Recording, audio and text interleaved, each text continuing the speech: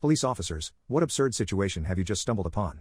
3 weeks after I started, I was on my way to our off-site property control. Just driving through a residential area to avoid the congestion and take a look at my new beat.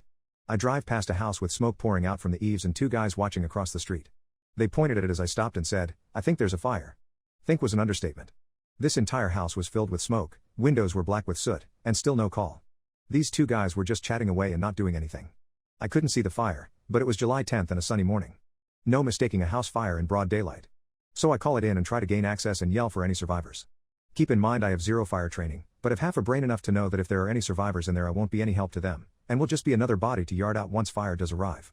I get into the backyard by jumping over the hood of a minivan and sliding across like a Duke brother because there is so much junk everywhere. This takes a piece of the wooden fence and jams my radio key button open, so everyone can hear me breathing, yelling for survivors, and so on.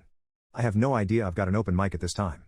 I lay down on the deck and look through the sliding glass door and there is only about 4 inches up from the floor I can see. I continue to yell for survivors but get no response. As soon as fire gets there, they make a slow entry because the front door has been barricaded. This is when I knew something wasn't right.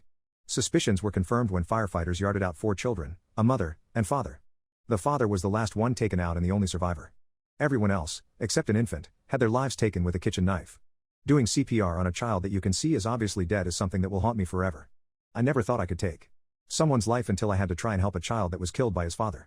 I've never wanted to choke the life out of someone more.